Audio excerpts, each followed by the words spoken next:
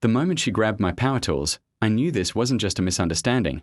It was war, and by the end of this story, you'll understand why she wished she'd never touched a single one. It started on an ordinary Saturday morning, the kind where the air smells like fresh wood and unfinished plans. I had my garage open, music low, and my tools laid out neatly, ready for a long day of work. That's when she appeared. The neighbor everyone avoided. The self-appointed rule enforcer. She stood at the edge of my driveway, arms crossed, eyes locked on my workbench like it had personally offended her. She didn't knock. She didn't ask. She accused. She claimed the noise was unauthorized, that my tools violated some rule she couldn't quite name. I tried to stay calm. I explained permits, hours, courtesy. None of it mattered. She stormed off, promising consequences, and I thought that was the end of it. I was wrong. An hour later, I stepped back into my garage and felt my stomach drop. The space where my power tools should have been was empty. No drill, no saw, no sander, just bare hooks and silence.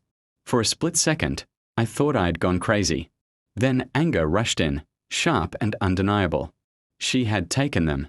Somehow, she had crossed a line so bold it didn't feel real. I marched outside, heart pounding, but her house was quiet. No answer. No explanation.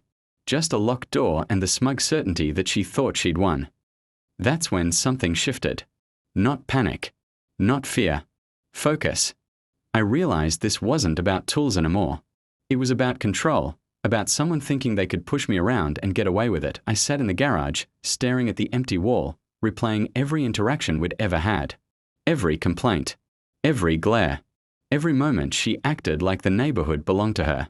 That history mattered now, because it showed a pattern, and patterns have consequences when exposed.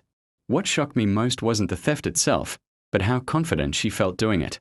She believed authority was on her side, that intimidation worked, and that no one would challenge her actions openly or legally. So instead of calling the police immediately, I did something better. I started planning. I documented everything. Receipts, serial numbers, rules she didn't read, laws she didn't understand. Every minute she kept my tools, she was digging herself deeper, and every second that passed strengthened my resolve to respond smarter, louder, and legally. By sunset, I wasn't angry anymore. I was ready. Because if she thought taking my power tools would stop me, she had no idea what I was about to build next. By the next morning, the shock had worn off, replaced by something colder and far more dangerous: patience. I didn't rush over to her house. I didn't send angry messages. I didn't even tell the neighbors. Instead, I treated the situation like a problem that needed solving. Not shouting, I started with proof. Every tool she took had a receipt, a warranty card, or a photo of it in my garage.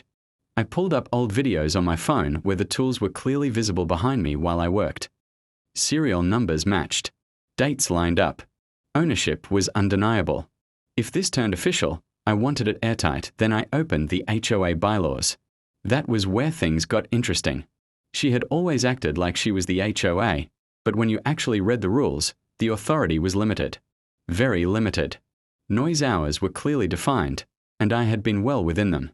There was nothing, absolutely nothing, granting anyone permission to confiscate private property. Not even close. I highlighted sections, took screenshots, made notes. The more I read, the more confident I became.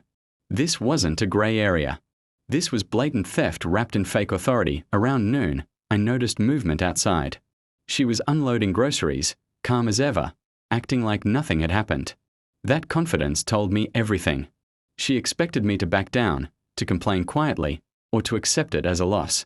People like her thrived on silence. So I broke mine. Strategically, I emailed the HOA board. Not emotional. Not dramatic. Just facts. I described the incident, listed the items taken, attached proof of ownership, and cited the exact bylaws she violated. I didn't accuse. I documented. I ended the message with a simple line asking for clarification on whether confiscating property was now an HOA-approved action. Then I waited. Within 2 hours, I got a response. Not from her, but from the board president. Short. Serious.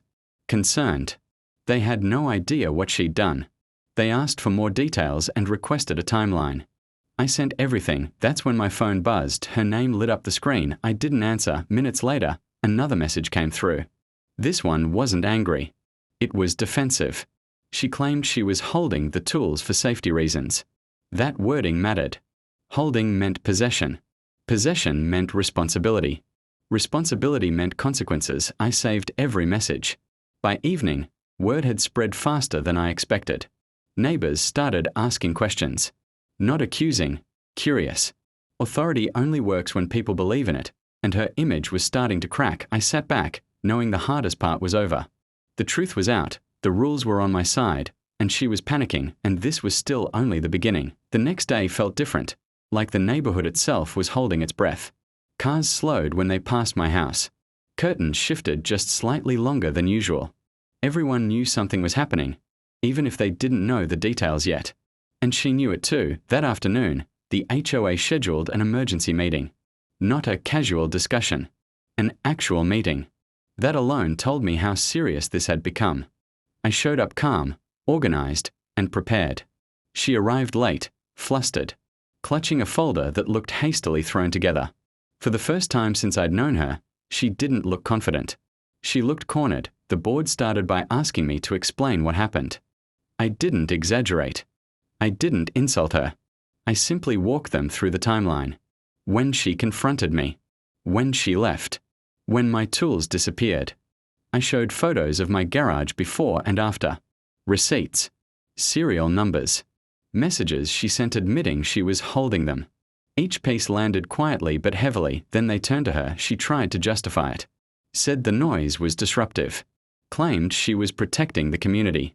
When they asked where the tools were, she hesitated. That hesitation was louder than any confession. Finally, she admitted she had stored them in her shed. The room went silent. The board president leaned forward and asked one simple question. Under what authority did you take private property? She didn't have an answer.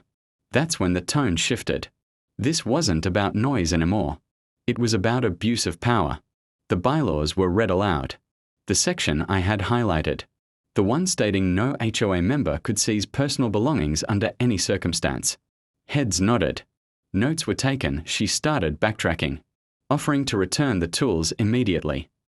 Apologizing without actually saying the word sorry. But it was too late for that. The damage wasn't just to me.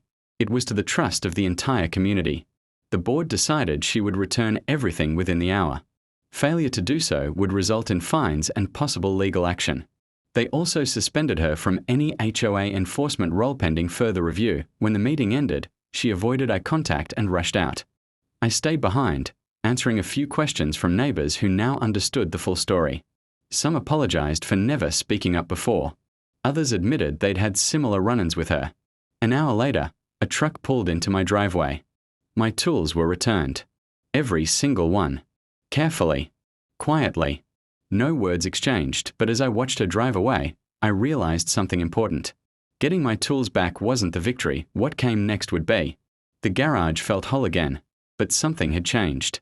The tools were back on their hooks, lined up exactly where they belonged, yet the quiet satisfaction I expected never came. Instead, there was a deeper awareness settling in. She hadn't just crossed a line with me. She'd crossed it with everyone, and now the neighborhood was watching what would happen next. Within days, the HOA sent out an official notice. It was carefully worded, but the message was clear. Abuse of authority would not be tolerated. New procedures were being introduced. Enforcement actions would now require written approval from multiple board members. No single person could act alone anymore. That rule existed because of her. Neighbors started stopping by. Some brought coffee. Others just wanted to talk. One by one, stories came out. Fines that never made sense. Threats over tiny issues. Intimidation masked as community standards. People had stayed quiet because it felt easier than fighting back.